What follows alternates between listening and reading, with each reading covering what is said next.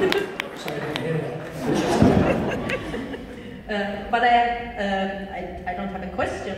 I just want to tell you something, because this morning I was woken up and abducted. So I'm kidnapped, and I just wanted to say thank you for making my day by telling all of us that the people that you worked on during your work with the Doctor Who show, that they were as nice as they seem. They are. That really made my day. Because thank you. Appreciate it. Thank you. Thank you.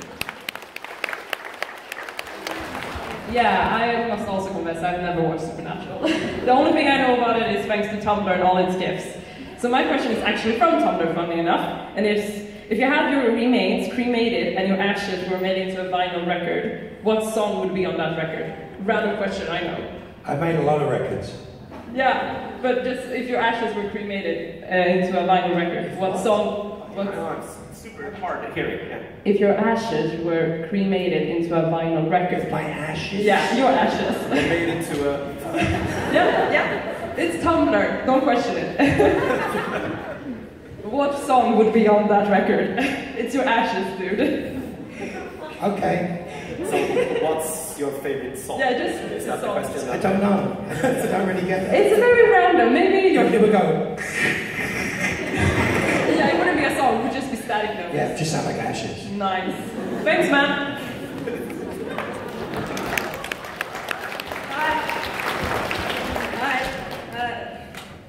I'm making a Supernatural sleeve in a year. I've already started. I was wondering what you think would represent you on my sleeve.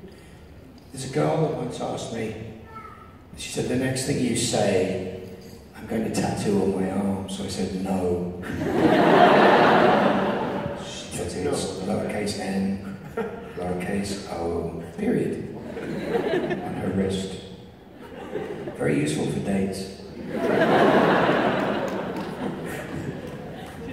I have seen words that I've said and pictures of me all over the place, but it's not up to me. I don't get to wear it, so. What should I tattoo? I have lots of tattoos. What should I tattoo? To represent you? Dragons. I was born in the year of the dragon.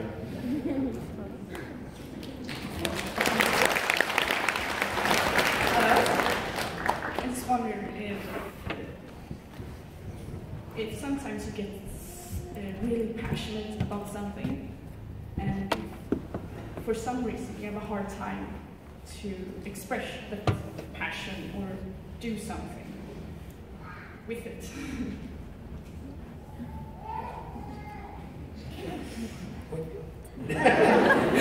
What's the question?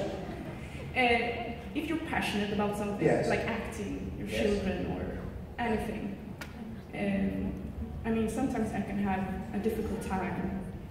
Yes. Doing stuff even though I'm very passionate about it. Do you feel the same sometimes? Yes.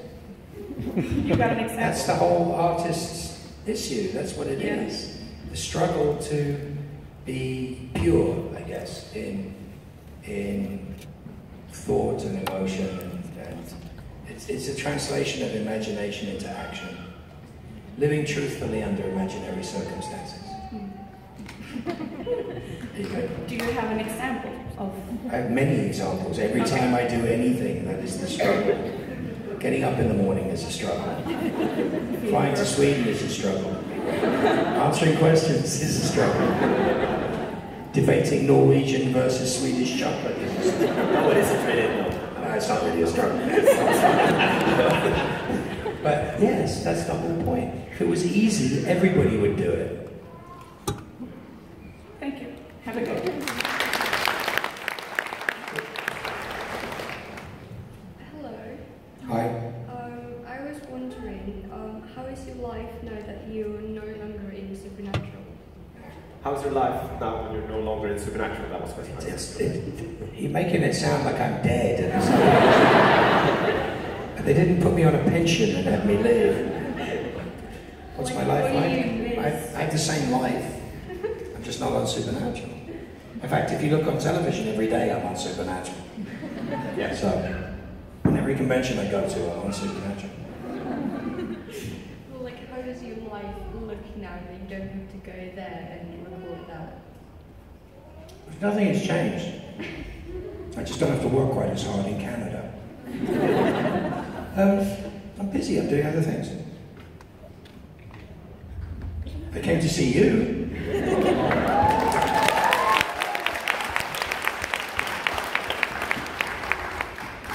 Thank you. You're welcome. Hi. So since Caffrey is out of the picture, who would you have steal for you instead? Since Neil Caffrey is out of the picture in white collar, who would you have steal for you instead as Curtis Hagen? Neil Caffrey is what, out of the picture? Yeah, well, in the seasons. I'm dead. Yeah, I'm dead on that show too. I know. I do know What that. the fuck are you talking about? I know. Well, in real life, who would you have steal for you instead, like as your cue? Are you insinuating I have dreams about Matt Bowler? Apparently you do. He's a very pretty man. He's actually a beautiful man. Yeah, it is. Very beautiful man. And he's very talented. You know the worst thing about him? He's really nice. He's kind of a pain in the ass. He's paid. Hate him. No. Thanks. Yeah. So, well, if you're talking real life instead of the show, if you were gonna pull off a heist, who would you want on your crew? In real life, I'm not a criminal. So, let's not cross the streams. Thank you, though. Thank you. Hello? Hi. Hi. Stand up. Sure. My question is, as a professional actor, what is your favorite part about developing character? Working with... Working as a professional actor, What's my favorite part? what's your favorite part about developing your characters? Developing characters? Yeah. There's two types of characters that are worth playing. The guy that sold them out before they left the planet. Dr. Zachary Smith in Lost in Space. Or the last sane man in the universe. And I always play the last sane man in the universe. I love it. So I realize that my acting is predominantly based on David Warner in Time Bandits and Eddie Albert in Green Acres. If you know those references, it's really scary. Thank you. Thank you. Last question. You already asked a question. Have you asked a question? Okay, we take there's a stage person sitting. Don't fight. Hi again. My sister, like, I showed her Supernatural once, and she was really scared of the first episode. Do you have any advice how to make her? No. My sister, I showed her Supernatural once, and she was really scared of the first episode, like when, like in the ceiling when she was burning. And do you have any idea to convince her to watch it with me? Is that a question? Someone was scared about. No, my sister. I showed her Supernatural once, the first episode, and she was scared of it. And do you have any advice how to convince her to I have watch no it? advice for anybody on that subject. Thank you, though. Hey. Yes, perfect. I'm just wondering, could you maybe I don't know, speak or preferably sing in Swedish or another language, maybe Norwegian? No, but Swedish preferably. What am I, your dancing bear? Yeah, please. I mean, you said you recorded. I don't know if it's true, but I mean, No. can you like sing in Swedish or say anything in like a singing voice? Does that mean how? Yeah, that's Swedish. Yeah. Yeah, no. But Try harder, I will like tell you mimic something. him. Seeing as you're standing there, we're coming to the end of a perfect day. I have to tell you something. You might be surprised to want to know why we come and do these things. Do you know why we come and do these things? PR? I'm not saying anything. No, not PR. That's not the reason. This was actually never a PR exercise. Is it fun? I wouldn't call it fun. I've got a lot of things I can do on a Saturday that are more fun than this, trust me. Is it charity? No, it's not that. Listen now, your turn to listen. When we make television, when we make films, we make it with 150 of our friends. We sit together and we try to make, you've seen all the gag reels, we mess around, we do it the best we can. It's a very intense, very difficult process. You know, there's the actors, then you've got the entire crew, you've got the writers that wrote the stuff beforehand. Before we even got there, before we even got to the set, they were building, you know, the sets, they were trying to work out how the story works, etc., etc., etc. All of these things were being done. Then when we finished the episode, after the 8 days, suddenly it goes off to a whole other set of 150 people who put music on it, and put sound on it, and do things to it, and make it this thing that you see. We don't have an audience. We don't have an audience for it. I come from live music and live theatre, where we have an audience, where you smiling or not smiling, him reading his texts.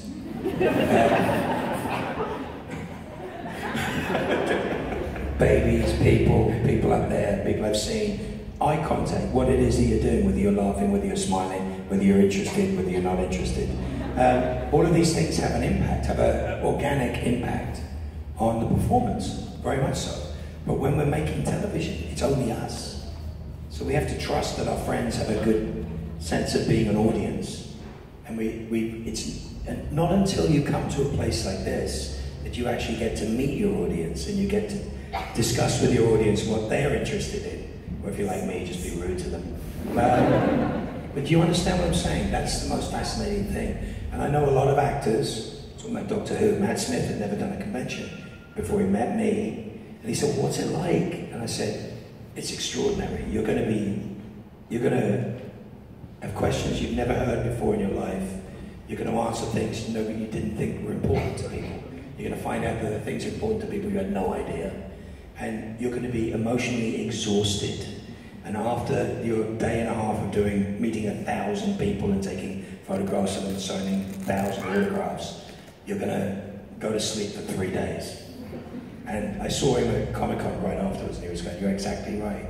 The outpouring of love is an amazing energy. That's a fantastic thing. The gratitude that we have, you guys don't always understand. We do it because it completes the circle of what we do. And what's very special about Supernatural, more than maybe a lot of other shows, is that because of the themes involved, we were talking about this earlier, because of the themes involved, and because in the world is a very harsh place, and because there's a lot of mental illness, there's a lot of difficulty in the world,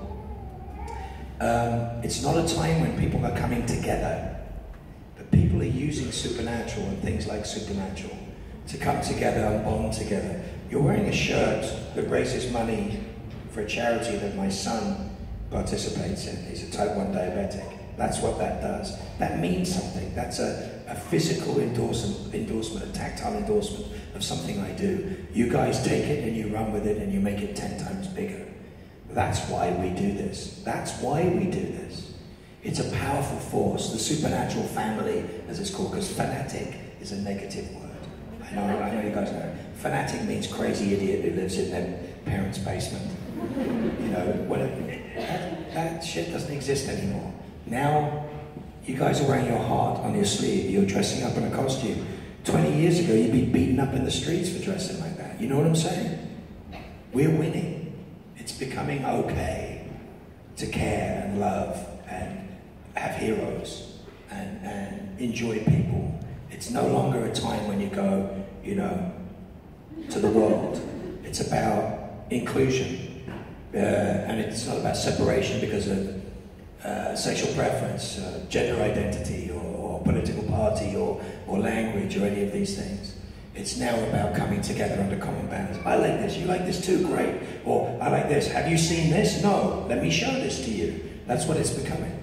So people who've never seen Supernatural that are here, which there are, you know, and people that have only watched Supernatural with me in it. You haven't seen Battlestar yet? Go watch Battlestar. It's incredible, it'll change your life. It'll change your opinion on religion and humanity and all sorts of things. It's West Wing in space, is what it is. So these things are important to us, and we get to discuss these, we get to meet people, I get to see your faces, I get to do this and enjoy this. By the way, I am humbled and honoured that you guys take the time to speak English to me. Thank you so much to do. My Swedish is terrible, it's terrible. So I wouldn't stand a chance unless I had a translator. And I appreciate that you guys do that. I appreciate that you guys care enough to want to ask me questions. I will always make fun of you. I will always give you a hard time. But I love it. I love it with all my heart. It is the most special thing I've ever got to do.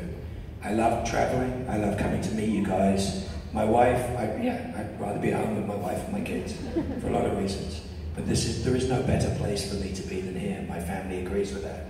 It's a wonderful thing. Thank you for sharing this with me. I hope you come and say hi to me today. You know, and thank you for being here. Thanks, Nick. Thank you for